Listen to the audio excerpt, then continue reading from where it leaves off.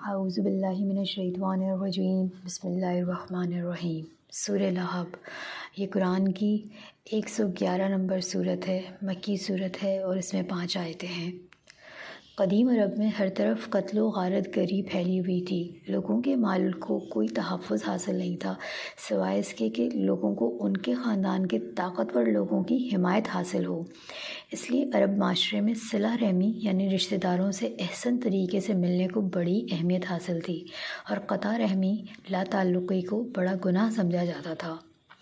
ابن عباس رضی اللہ تعالیٰ عنہ سے روایت ہے کہ جب رسول اللہ صلی اللہ علیہ وسلم نے اسلام کی دعوت پیش کی تو سب سے پہلے آپ نے صبح سویرے کوہ صفا پہ چڑھ کر بآواز بلند یا صباحا کی صدا لگائی۔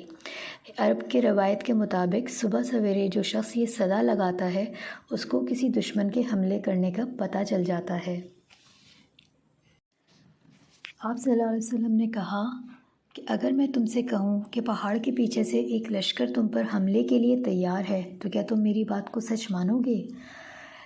لوگوں نے کہا ہمیں یقین ہے کہ تم کبھی جھوٹ نہیں بولو گے۔ آپ صلی اللہ علیہ وسلم نے فرمایا میں تمہیں خبردار کرتا ہوں کہ آگے ایک سخت عذاب آ رہا ہے۔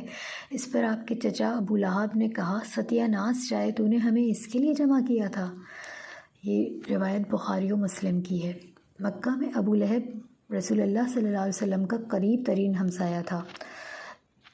دونوں کے گھروں کے درمیان ایک دیوار تھی اور اس کے علاوہ حکم بن العاص، مروان کا باپ عقبہ بن ابی معیط، عدی بن حمرہ اور ابن الصدا بھی آپ کے ہمسائے تھے۔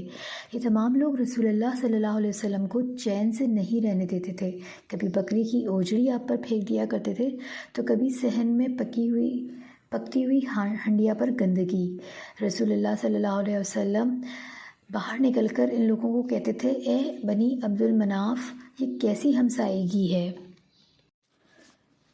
جمیل جو ابو سفیان کی بہن اور ابو لہب کی بیوی تھی، اس نے تو مسلسل وتیرہ بنا رکھا تھا کہ خاردار جھاڑیاں آپ صلی اللہ علیہ وسلم کے دروازے پہ لا کر رکھ دیتی تھی کہ صبح سویرے جب آپ گھر سے نکلیں تو کوئی کانٹا چبھ جائے۔ قبل نبوت رسول اللہ صلی اللہ علیہ وسلم کی 2 صاحبزادیوں کے نکاح ابو لہب کے دونوں بیٹوں عتبہ اور عتیبہ سے طے ہو چکے تھے۔ آپ کے اعلان نبوت کے بعد اس نے اپنے بیٹوں سے آپ کی صاحبزادیوں کو طلاق دلوا دی تھی۔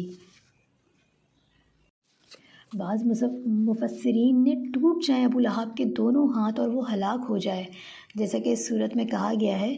اس کو کوئی کوسنا نہیں کہا ہے کہ جو اس کو دیا گیا ہو، بلکہ وہ اپنے کفر و جہالت میں اس قدر بڑھا ہوا تھا کہ اس کے لیے پیشن گوئی کی گئی ہے کہ آئندہ ہونے والی بات کو ماضی کے صیغے میں بیان کیا گیا ہے کہ جیسے کہ وہ ہو چکی ہو۔ اور اس میں ہاتھ ٹوٹنے کا مطلب جسمانی ہاتھ ٹوٹنا نہیں ہے، بلکہ کسی شخص کا اپنے مقصد میں قطعاً ناکام ہو جانا جس کے لیے اس نے اپنی بھرپور جان لگا دی ہو۔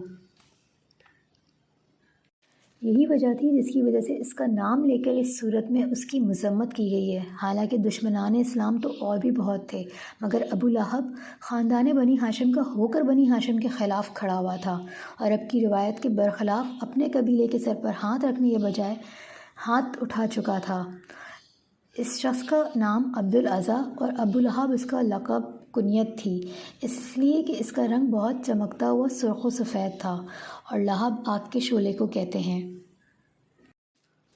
سورہ لہب کے نازل ہونے کے 7-8 سال بعد غزوہ بدر میں قریش کے بڑے بڑے سرداران مارے گئے تھے۔ جب کفار کی شکست کی خبر مکے پہنچی تو ابو لہب بے حد رنجیدہ ہوا اور 7-8 دنوں سے زیادہ زندہ نہ رہ سکا۔ اس کو عدسہ کی بیماری ہو گئی تھی جس کی وجہ سے اس کے گھر والوں نے بھی اس کو چھوڑ دیا تھا، کیونکہ اس کی بیماری کے لگنے کا خدشہ تھا۔ مرنے کے 3 روز تک کوئی اس کی لاش کے پاس بھی نہ پھٹکا، یہاں تک کہ لاش سڑ گل گئی۔ پھر گڑھا کھود کے لکڑیوں سے اس کو دھکیل دیا گیا اور اوپر سے مٹی اور پتھر ڈال دیے گئے۔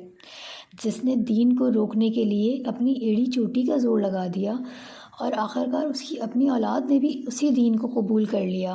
اس کی بیٹی درہ ہجرت کر کے مکہ سے مدینے پہنچی اور اسلام لائیں، اور فتح مکہ کے موقع پر اس کے 2 بیٹے عتبہ اور متب بھی حضرت عباس رضی اللہ عنہ کی وساطت سے اسلام قبول کر لیے تھے۔ جید کا لفظ ابو لہب کی بیوی کے لیے استعمال ہوا ہے، جو کہ زیور پہنی ہوئی گردن کے لیے بولا جاتا ہے۔ حسن بصری اور قتادہ کے مطابق وہ ایک بہت قیمتی ہار پہنا کرتی تھی اور کہتی تھی کہ اس کو بیچ کر رقم محمد کی عداوت پر خرچ کروں گی۔ ایک اور تفسیر کے مطابق اس کے دوزخ میں داخل کیے جانے کی کیفیت بیان ہو رہی ہے کہ اس کے گلے میں رسی کی طرح کا طوق پڑا ہوگا۔ وآخر دعوانا ان الحمد للہ رب العالمین۔